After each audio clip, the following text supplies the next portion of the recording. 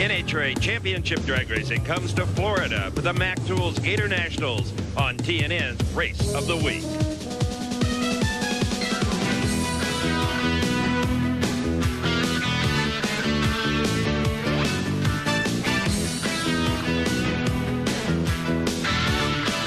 Fight in drag racing is crucial, but you can have too much of a good thing. Just ask 95 Rookie of the Year Larry Dixon, or funny car veteran Tom Hoover. They and others have learned that there's plenty of bite to be found when you have a race called the Gators. Hello everyone, I'm Steve Evans. The Mack Tools Gatornationals is the fourth oldest NHRA event on the schedule, dating back to 1972. And over the years, it's had a way of favoring some drivers at the expense of others. For example, Eddie Hill loves this place. Back in '88, the original Nuclear Banana won for Eddie his first national event. In 1992 and '93, back-to-back Top Fuel victories. Eddie and Ursi and crew have done a lot of celebrating here, but not this weekend. The Gators got him about halfway in his mouth. First of all, they had a supercharger explosion in the pits, couldn't make a qualifying run. Then they had a great big wheel stand spoiler run. Finally got it in the show. Oh, but this morning they were all smiles. 473 in round one. Not so good, Eddie. Scott Coletto, who you raced in the second round, of 471s. Eddie Hill, well, kind of mixed blessings this weekend. We'll see how he does in round number two. In funny car, another driver who's a bit frustrated with this place, even though he's doing very well. Here's Ralph Shaheen. It's been an interesting beginning of the 1996 season for old Al Bad to the Bone Hoffman. Watch what happens out at the early stages out in Pomona in round number one against Mark Sievers. Two cars get to the far end of the racetrack. A bumping incident damages the body on Al Hoffman's car. The crew fixes the body, gets him back in competition. He marches through the field and ends up winning the Pomona event, picking up very valuable points in the chase for the Winston Funny Car Championship. But that points lead disappeared at the next event in Phoenix. Now was knocked off in round one by Whit Bazemore. Then disaster here in Gainesville on Friday. The Parts America Pontiac erupted in flames at the end of what turned out to be the number one qualifying pass of 5:06. I've ridden those things out before, and I don't wait for them to get carried away with themselves. When I see something go wrong, I usually get on the fire bottles and the brakes and the chutes out, and we're okay. Tom Anderson and crew were able to repair the damage, and earlier today in round one, Al easily handled Gary Folger. That will move him on to the second round, where he'll come up against Cruz Pendragon. Let's check in now with Bob Fry in Pro Stock. Ralph, the top half of the ladder was not a pleasant place to be if you were running in Pro Stock Eliminator at the Mack Tools Gatornationals. Consider this: the number 2 man in the points and the number 2 man in qualifying, Chuck Harris, out of here after just one round. He was tattooed by the number 15 man, Ray Franks. Ray's been quietly having a pretty good year, but he was very happy at the end of the racetrack after that first round upset. Well, I'll tell you, we got lucky on that one. This thing got out of shape in fifth gear. Man, I pushed the pedal in about probably 100, 200 feet short of the finish line. And still got it? And still got the win. And if that weren't enough, how about Warren Johnson, the number one qualifier for the second consecutive race, beaten by the number 16 man. This time it was Mike Edwards, the former modified champ, that took WJ wire to wire. And as you can imagine, the professor was not very happy. These guys are out here with cutlasses that we got running 7 years ago, and, you know, they're buying technology that's been developed for them, and it's a spoon-fed deal. And now let me present this theory to you. When 16 cars are qualified within just 0.08 of a second, is there really any such thing as an upset? For round number two action, let's go back and join Ralph and Steve. Thanks, Bob, and we're going to kick off with the kings of the sport, Top Fuel Eliminator. That is Frank Bradley, overlooking the car owned by Daryl Gwynn, driven by Mike Dunn. Let's take a look at the ladder after round number one. It'll be Blaine Johnson against Joe Amato. Connie Coletta meets Mike Smith. On the opposite side of the ladder will be Scott Coletta, defending Winston champ, against Eddie Hill, whom we talked about. Kenny Bernstein running against Mike Dunn right now. And there is the king of speed, Ralph, the national record holder for speed and elapsed time, Kenny Bernstein. And boy, does he need that right now. Kenny Bernstein coming off a big win at Phoenix at the ATSCO Nationals. Things are looking pretty good for the Bud King. Let's take a look at the Winston point standings now, as of course that's what everybody is chasing here with two events in the books.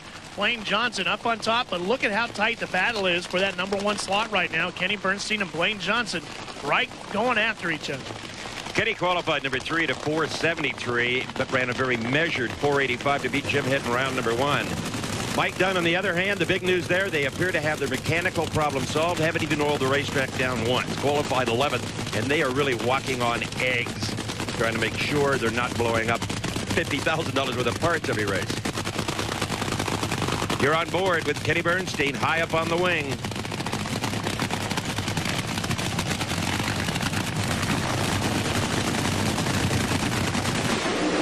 Dunn away first. Mike Dunn in. Oh, and Dunn breaks. Kenny Bernstein goes to the final four at 482, 299 miles an hour. Exactly, I think, what he wanted that car to run. Meanwhile, Connie Coletta, who likes things to happen in a hurry, is waiting not so patiently for his opponent, Mike Smith, who is just now getting to the starting line area. Stay with us. Welcome back to round 2 of the Mac Tools Gatornationals from Gainesville, Florida. That's Mike Smith and the Paul Smith Racing School's backed entry. He was the number 12 qualifier, and he put away Corey Mack in round 1. He's going to go up against Connie Coletta. Boy, is this guy ever serious about winning the Winston Championship this year. Number 4 qualifier beat Hot Rod Fuller in round number 1. There's Ed the Ace McCulloch taking one last look at it. I don't think I've seen Connie Coletta this serious about winning a championship in a long time. No, I haven't either. Mike Smith normally just tries to get in the field one run, parks the car to take the qualifying money, but he and his dad Paul feeling racy today. Connie, oh, he hazes the tires. Oh, and nothing left of that motor. Well, Connie Coletta will pick up the win with a 489, but he's going to have a lot of work for his crew when they get that one back to the pit area. You can see the tires get hazed up, but watch when it just lets go right about here. Boom. Here's Steve. Connie, about half track, this motor was trying to commit Harry Carey, but you weren't going to give up. No, I didn't see him, and, you know, we're here to win. When did you know you had big problems? Well, the thing exploded and it started vibrating, and then in the shutoff area, the rod come in the cockpit with me, so I know it was in trouble. Ladies and gentlemen, you're looking at a rod cap right there that was along for the ride in the car with Connie, not outside where it should have been. I thought the object of putting the motors behind the driver was to keep things from going into the cockpit. Well, Joe Amato will be one of the next drivers up in this next pair, and he's going to have his work cut out for him. He already got through Shelly Anderson in round 1, but now he's got to try to deal with the number 1 qualifier, Blaine Johnson, who has really been on a tear this year. Blaine put away Pat Dakin in round number 1. Boy, this Alan Johnson-Blaine Johnson combination is as strong a pairing as you'll find anywhere. They have been number 1 qualifier at all 3 races in 1996. The most feared car on the trail, no question about it. Not heavily sponsored. It's mainly a family operation. Dad Everett, Alan Johnson, Blaine's brother. They get it all done.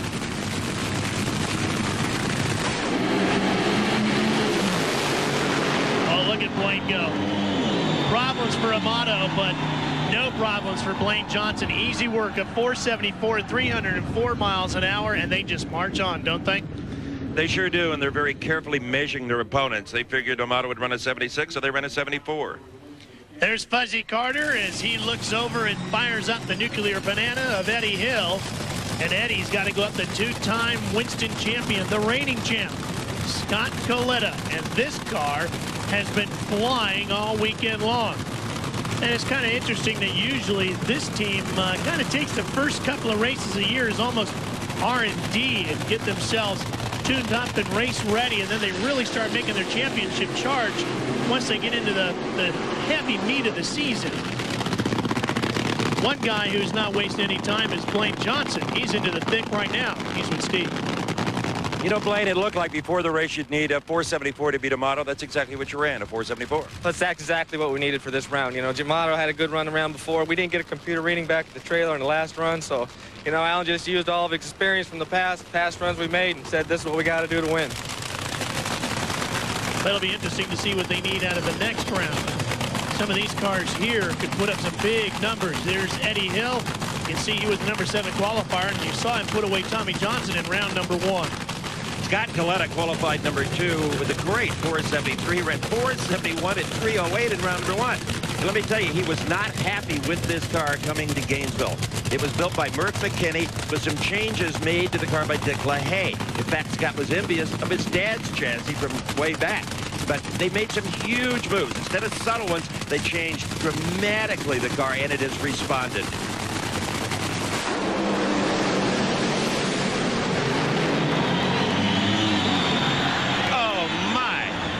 Coletta 466, the fastest speed in NHRA history at 314 miles an hour.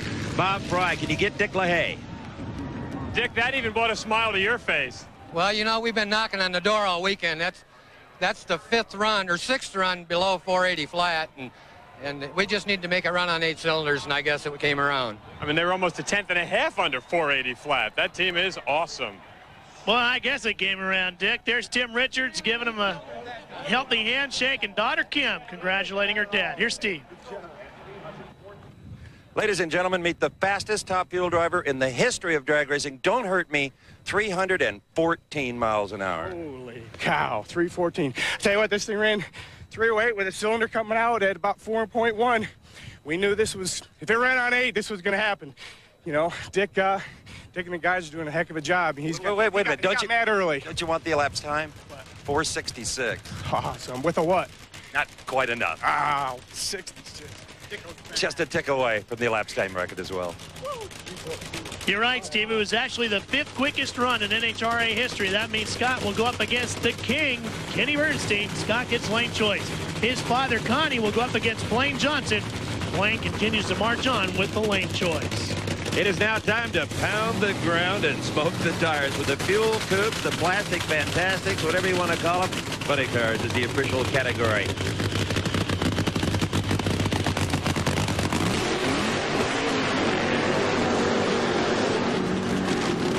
Same engines you'll find in the top fuel dragsters, only in front of the driver, disguised with a carbon fiber replica body. Al Hoffman meets Cruz Pendragon on this side of the ladder. John Force up against Mark Oswald, the In-N-Out Burger car. On the opposite side, Richard Hartman doing a fabulous job. He'll meet Del Worship, a surprise, making round 2. Chuck Etchell's up against Paul Smith. And the Winston Funny Car point standings is not what Al Hoffman wanted to see. Right now, he's chasing John Force. The good battle is for 3rd between Whit Bazemore and Chuck Etchell. To see father and son Paul and Mike Smith go to round 2 is simply amazing. Normally, as I said, they just try to get the qualifying cash and hit the road. Qualified 11th here and thought maybe we got a shot. Chuck Etchell's the Kendall GT1 car qualified number 3. Chuck just quietly going about his business with a 508. He's dangerous. One of the reasons is he's breaking in a brand new Victory chassis. It's the only Victory funny car chassis in existence. It really seems to be working. In fact, Paul Smith used to be Chuck Etchell's crew chief for some 5 years. So it'll be interesting to see who gets the better tune-up here. You bet.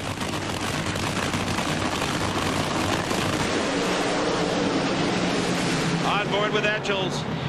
Look at Smith.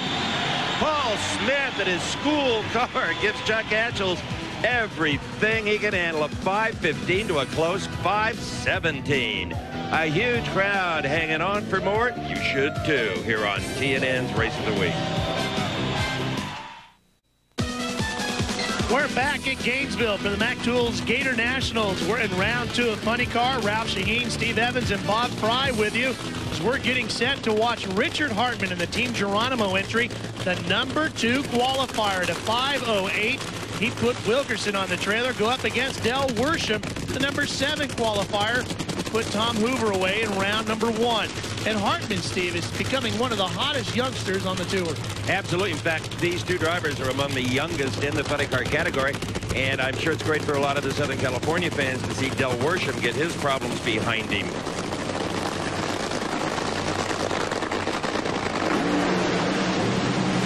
Problems for Hartman.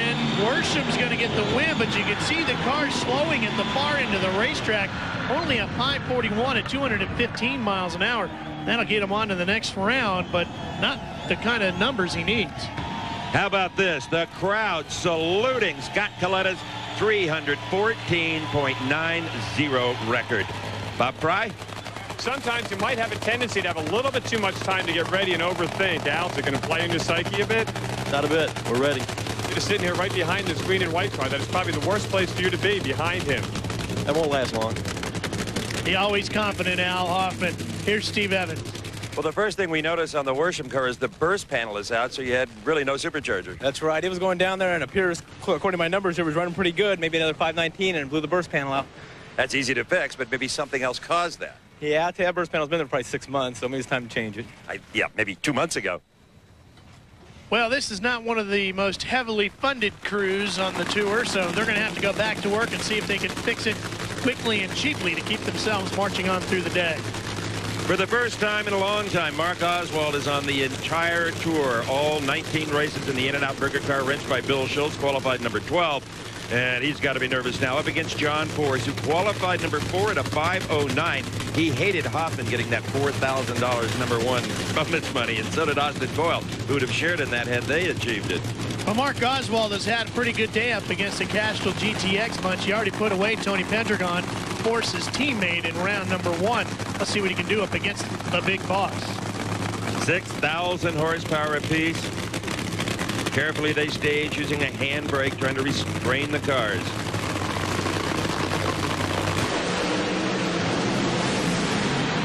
They left right together, but it's Force at the finish line first.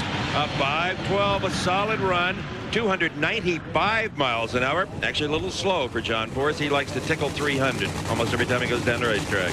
Well, the next pair are going to be the two cars that have given Force the most problems recently in his career. Al Hoffman in the Western Auto Parts America car, and the McDonald's entry of Cruz Pendragon. Body comes down, wife Helen lowering it over her husband Al Hoffman. Al's going to warm up those big rear tires on this Pontiac body punty car.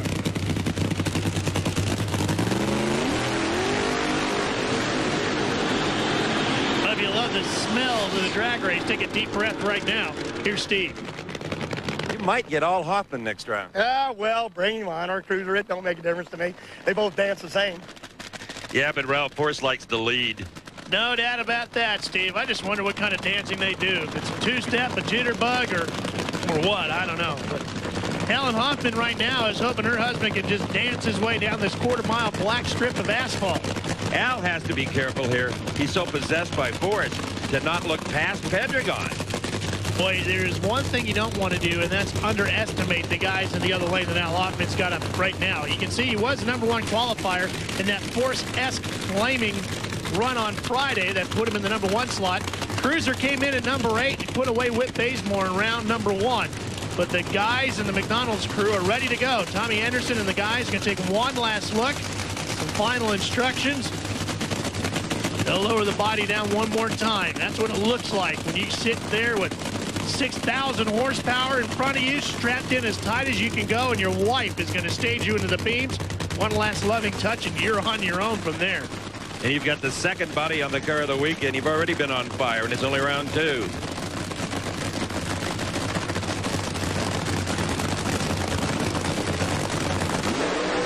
Hoffman just leaves the starting line. What is he thinking? What kind of deal is this? Hoffman wastes a magnificent run.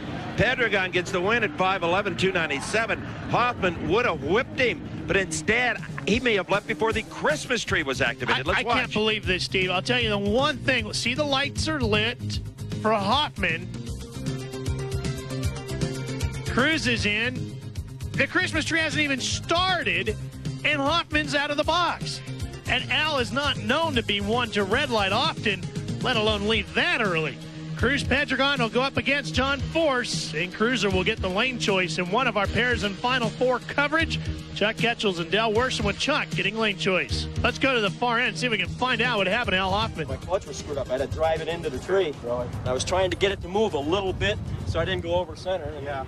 Al, obviously something unpredictable happened up there. Yeah, we had a problem with the clutch when I was backing up, trying to stage and everything else. And I had to step on the throttle to make the car move forward. And I just lost concentration. It just screwed me up, and oh well. Everybody's done it. And Al Hoffman will not have a huge points harvest this weekend that he needed to contend with John Force. Stay with us. We're having a ball at the Gator Nationals.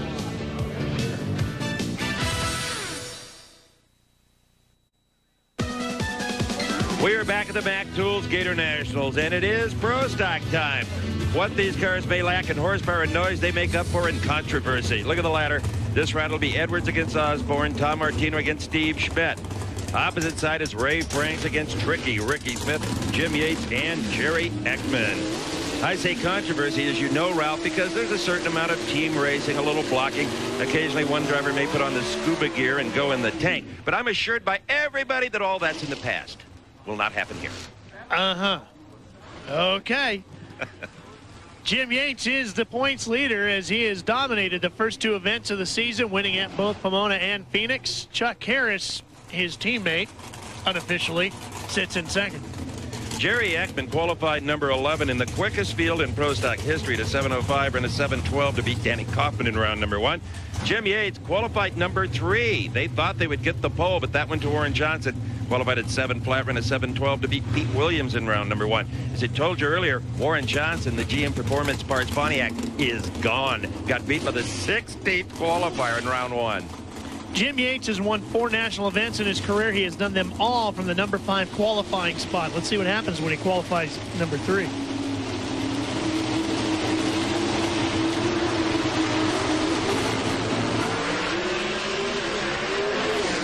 Well, he's off to a pretty good start, but Ekman trying to hang with him, not going to be able to do it. And the McDonald's Pontiac will go on to the next round with a 7:02 and 196.5 miles per hour. The one thing about Jim Yates is he has become very consistent. The next pair of cars already doing their burnouts. Mark Osborne in the far lane in the red car up against Mike Edwards in the near lane in the white. Steve's with Jim Yates.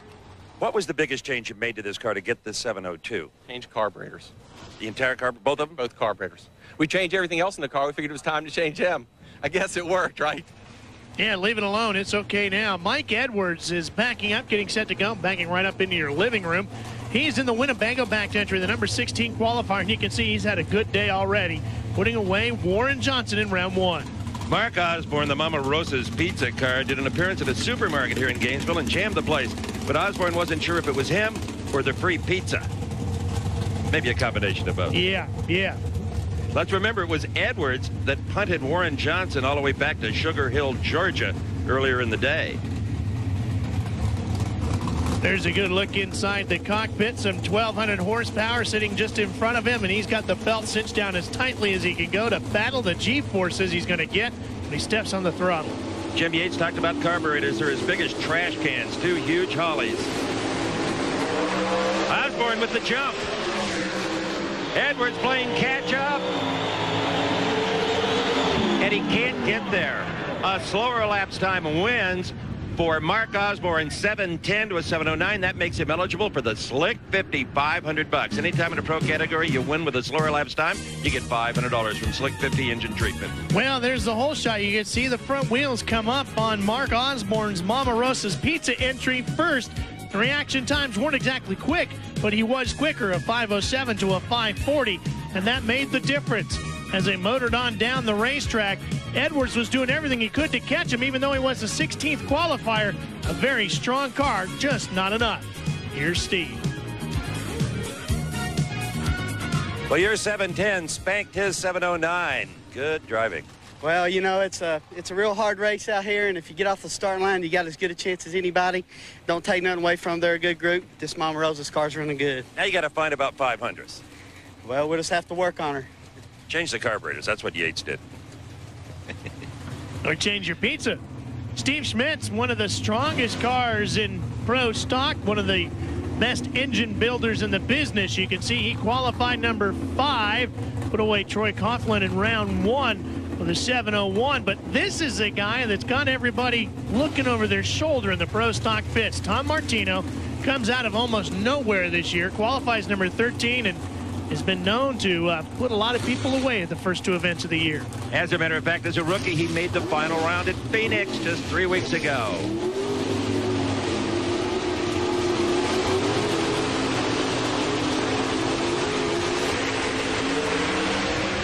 Martino with a slight edge.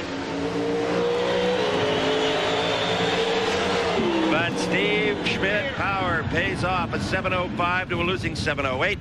Nobody running huge mile an hour. 196 for Schmidt to 195 for Tom Martino. The air just isn't that good. Ricky Smith warming up those big rear Goodyears. on the carrier-backed Pontiac. He's going to go up against Ray Franks. Far into the track, Steve Schmidt's climbing out to talk to Steve Evans. 7:05 is definitely going in the right direction. Yeah, we shook a little bit out there. I think we can run a lot better.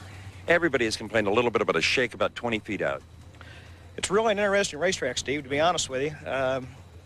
About the length of the car, 18, 20 feet. You know, it's really tricky. After that, the rest of the racetrack's pretty fine. This wind's brutal, though, by the way, in 5th gear. So those are some of the problems that the pro stock competitors are dealing with here today. One of the things Ricky Smith had to deal with was Bob Glidden in round 1. Not a problem for the number 7 qualifier. And Ray Franks, he's off to a good start. He already put away the number 2 qualifier, Chuck Harrison, round number 1. Ricky Smith is a hired gun in that carrier car, and they use a Richard Maskin motor just like Jim Yates, leased from Maskin. It'll be interesting before the day's over.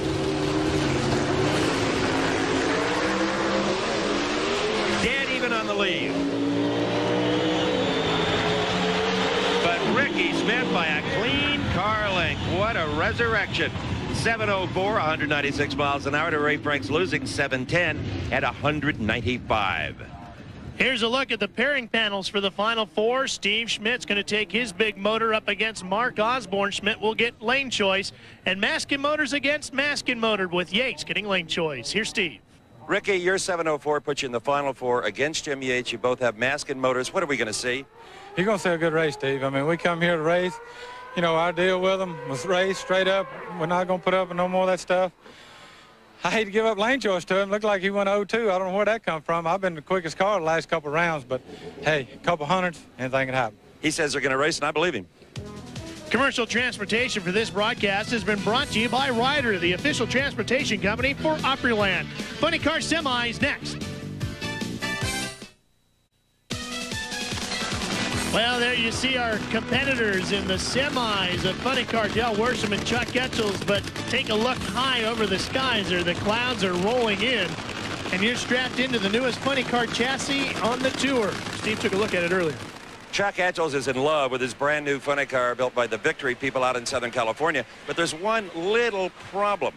To solve a head clearance situation, they laid Chuck back in the car, which kicked the seat up. And now he's having to work the throttle with an ankle movement like this instead of a thrust from the hip with the entire leg, which is proven to produce better reaction times. So he's counting on big horsepower from Tim Richards and the crew to get him by what may be a little bit of tardiness for this race until a new seat is designed. Well, it hasn't hurt him so far. He's been doing real well, but it is a different style of driving. Here we go. Worsham and Etchels. Etchels indeed has laid off the mark. But Worsham fades. Etchels goes to the finals at a 5:07.305, but he was 6/100ths off of the reaction time of Del Worsham. And Cruz Pendragon now has the McDonald's entry warming up, ready to go. He's going to go up against the reigning Winston champ, John Force. Here's Steve with Chuck Etchels. Well, a 5:07 at 3:05 ain't bad. Wow, I like that 3:05, and 07 ain't bad either, but, you know, there's two big guns back there, so it gives them something to shoot at, and knowing those guys, they might hit it. Heavy artillery. You can say that again, and some of the heaviest artillery loaded into this Pontiac right here of John Force. Cruz had lane choice, but Steve talked to Force about that earlier. Right now, as you can see, it's cooling down, Steve, and that track's going to get a whole lot better, and I don't think lanes matter now. Going to make it grizzly, as you like to say? Yeah, I'm going to watch. Cruz red lighted in Phoenix, you know, Hoffman red lighted here. I don't want my number to come up, so I'm just going to hope my old hound dog, she dances. We're going to have some fun. Well, Force is ready to go, and I think he's going to put the pressure on Cruz Pendragon, and you got to wonder about that intimidation factor. How does it feel? Oh, Pendragon is dead late. Maybe a little paranoia there from Phoenix. Oh, it is Force in a rout. 5:08 to a 5:13. How about John? 300 miles an hour to Pendragon's 301, but he still wasn't closing. John Force was the first funny car pilot to go 300 miles an hour here at Gainesville, and he continues to do so here today. Cruz Pendragon had the right setup, but the reaction time is what hurt him. Just couldn't get it off the line quick enough. Force had another great setup from Austin Coyle, Bernie Federley in the bunch, and it worked. A 5:08, 300.7 miles an hour. Force and Etchels in the finals. John Force will not have lane choice, but he could get his 5th consecutive Mack Tools Gatornationals win. Pro Stock Semis, when we come back, Steve Schmidt and Mark Osborne. Stay with us.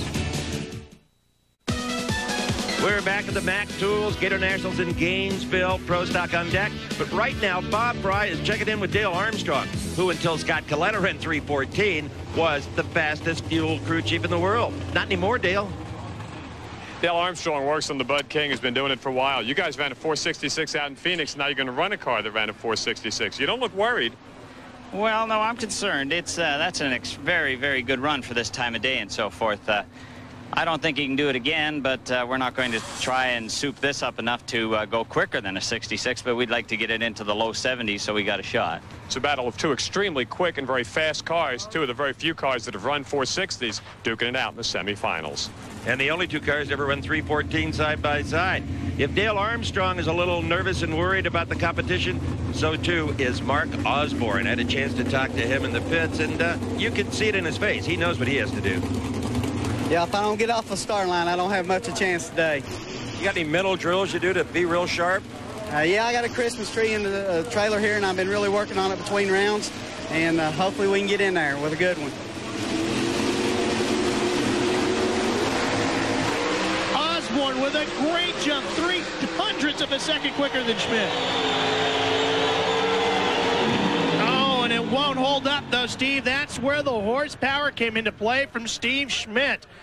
Mark Osborne with the quickest reaction time of the day, not just for himself, but of the entire Pro Stock field. A 4:40 reaction time to a slower 4:69, and Schmidt has to pedal from there on to try to catch Mark Osborne. But Schmidt knows how to build a good motor, and he does just that, catching him with a 706, 196-mile-an-hour pass to take the win. Here's Steve. It's getting cooler. The track is getting cooler, and the air. We were really pretty conservative that time. We didn't want to go for the juggler. We felt Mark might have a little trouble with the left lane. Mark's awesome driver, as we all know. I just knew if I left with him or close, we could run him down probably. Let's find out who he's going to race in the final, Jim Yates or Ricky Smith. He doesn't care. Well, you're right. He doesn't, and with all that horsepower, he doesn't have to worry about it. There's Ricky Smith. And we talked to Jim Yates about his prediction. We're going to have lane choice. That's probably worth 3 or 4 hundredths. I mean, nobody's getting down the left lane, so I'm going to predict we're going to win, but it'll be a race. I mean, he's going to have to give me heck on the starting line to outrun us. No deals. No deals. Oh, we're running for the money. You can bet on that. Well, you heard it. No deals. Ricky Smith a little bit late. Uncharacteristically late. But look at this, he charges. Boy, Jim Yates was wrong about the lanes. How about identical 703s? Both run 195. But Jim Yates will go to the final round against Steve Schmidt. There's a look at the lane choice. It will go to Yates. Apparently both lanes seem to be pretty good. Connie Coletta making his way to the lanes for Top Fuel Semis when we come back. It's Top Fuel Final Four here at the Mac Tools Gatornationals. Blaine Johnson versus Connie Coletta. Blaine hasn't heard a part all day. Connie Coletta has been a bomb factory. Moments ago, I asked Blaine about this whole situation. Connie has definitely potential to run fast. We're not going to back off anything. We put a little fresh blower on there. Try and maybe get a little more speed out of it on the top end. That's all we're going to try and change. Maybe the cloud cover will stay over and we'll pick up a little bit over the last run. They're trying to get a little more speed at the top end because that's where you can make power safely, not necessarily smoke the tires. And that's been the key to Blaine's success.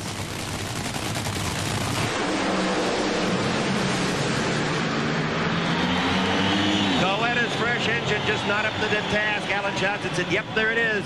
305 miles an hour, 4.73 seconds.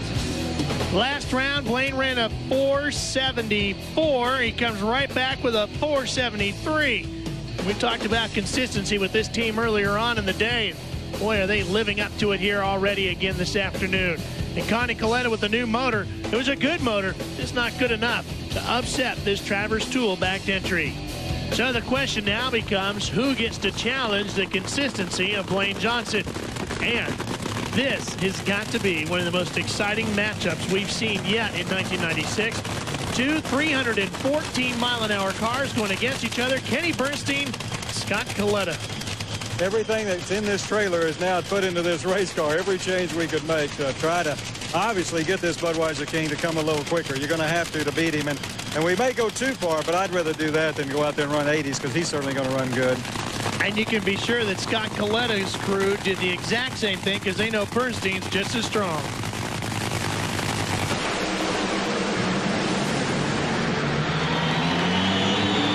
Whoa, what a race! And guess who won?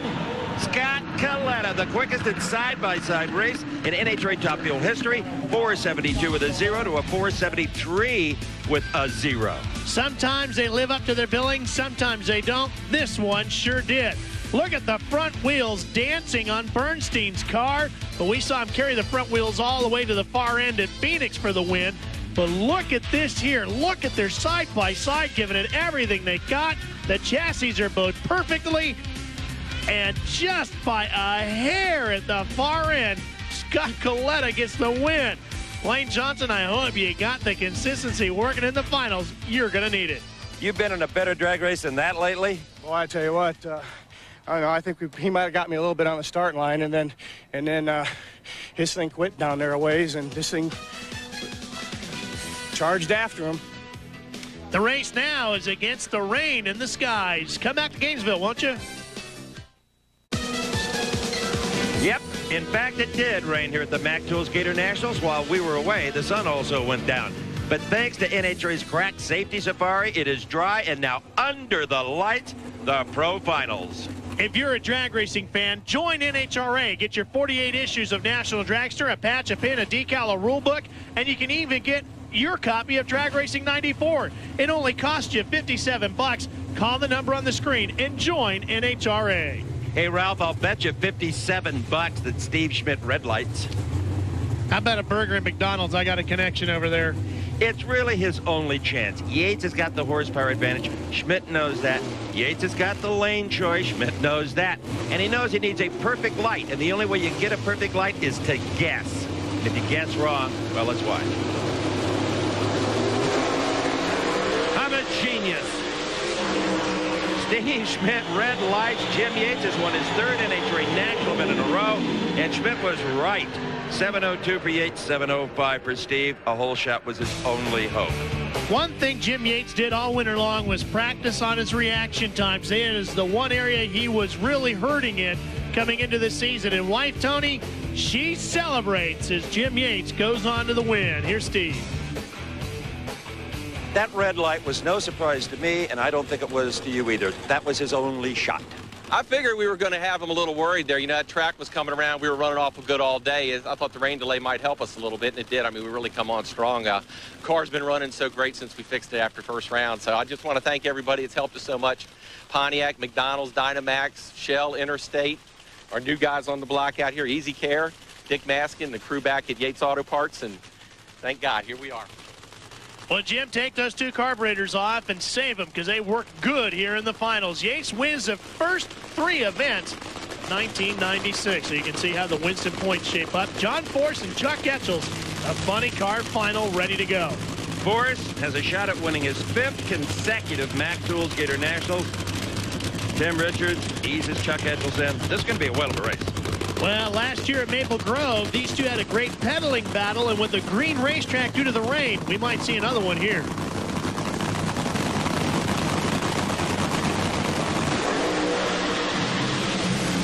Oh, no way. Force is gone. You're right, though. Etchels did have to pedal it. John Force, his crew, defying gravity, a 4.99, the only 4-second run of the weekend at 301 miles an hour. Etchels runs 5.23 at 3:02 pedaling it. Now watch, you'll see the flames go out just for a second on Etchels' car when he has to pedal it right there. Force has no problem getting all of his horsepower to the ground. And the Castrol GTX entry just storms on down the racetrack. As Steve said, the only 4-second run in funny car this weekend. Here's the 5-time Gainesville winner with Steve.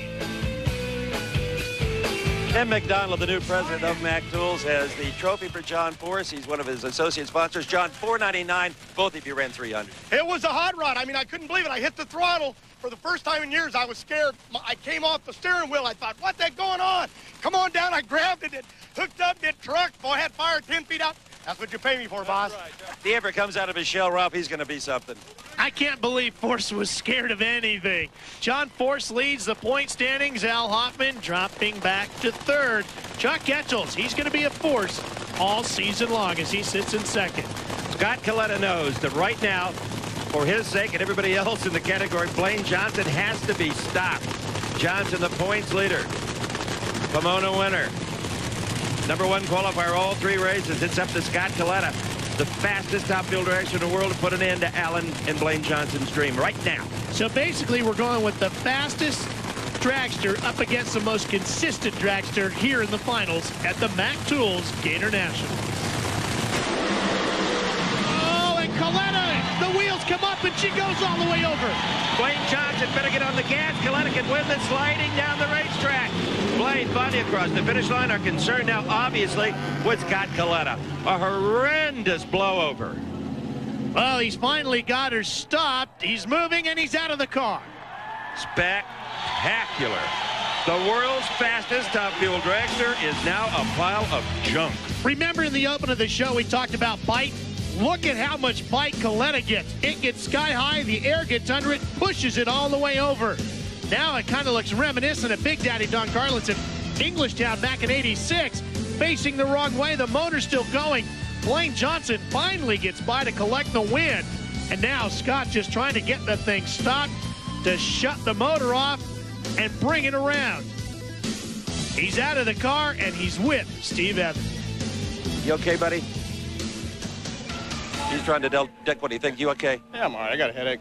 That was a bit of aerobatic flying, really. Yeah.